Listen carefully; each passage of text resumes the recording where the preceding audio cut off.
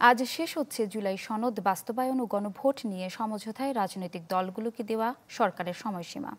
গত এক সপ্তাহের ঘটনা প্রবাহে নেতাদের বাকযুদ্ধ আর রাজপথে উত্তাপ ছড়িয়েছে, কিন্তু কোনো সুরাহা হয়নি। রাজনৈতিক বিশ্লেষকরা মনে করছেন এখন কমিশনের প্রস্তাবের ভিত্তিতে সরকারকেই সিদ্ধান্ত নিতে হবে, আর এ নিয়ে অনিশ্চয়তা তৈরি হলে দায় নিতে হবে রাজনৈতিক দলগুলোকে। সাদ বিন শফিকের রিপোর্ট।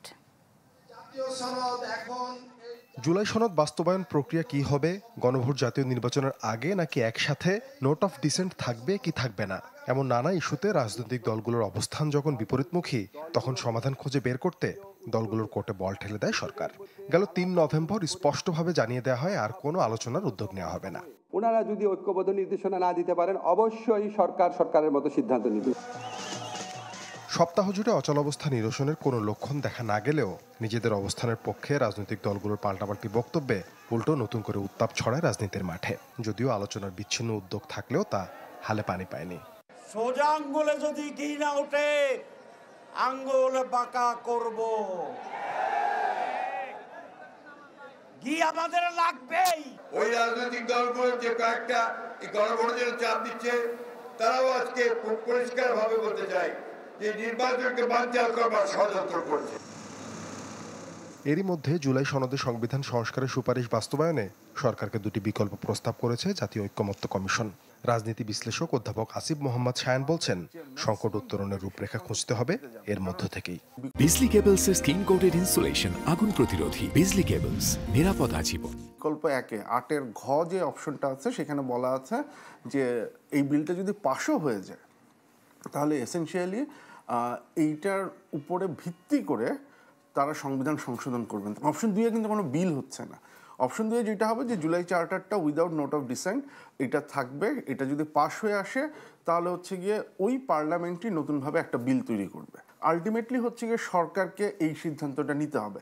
আর সরকার যদি হচ্ছে গিয়ে পুরো এই দুইটা বিকল্প বাদ দিয়ে নতুন কোনো কিছু উপস্থাপন করে যে নোট অফ ডিসেন্ট সহ গণভোট হবে, সেইটা আমার ধারণা এই মুহূর্তে রাজনৈতিক দলগুলোর কাছে গ্রহণযোগ্য হওয়ার পসিবিলিটি খুব কম। সিদ্ধান্তটা যেটা আমি বললাম, পুরো প্রক্রিয়াটার মধ্যে শুভঙ্করের ফাঁকি আছে বলে মনে করেন রাষ্ট্রবিজ্ঞানী অধ্যাপক দিলারা চৌধুরী।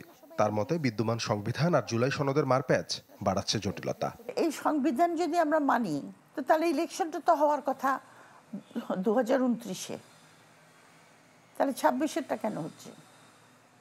তা তোমার মেনে নিচ্ছে তো অন্তর্বর্তী সরকারের সিদ্ধান্তকে, তাহলে অন্তর্বর্তী সরকার গণভোট দিলে মানব না, অথবা অধ্যাদেশ দিলে কেন মানব না? তো যদি গণভোট নির্বাচনের আগে না হয়, তাহলে কিন্তু নির্বাচনটা হবে 1972 সংবিধানের আন্ডারে, যেখানে গণভোট নাই।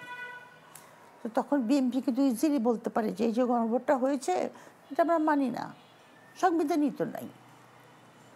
ওই জায়গাটা একটা বিরাট শুভঙ্করের ফাঁকি আছে।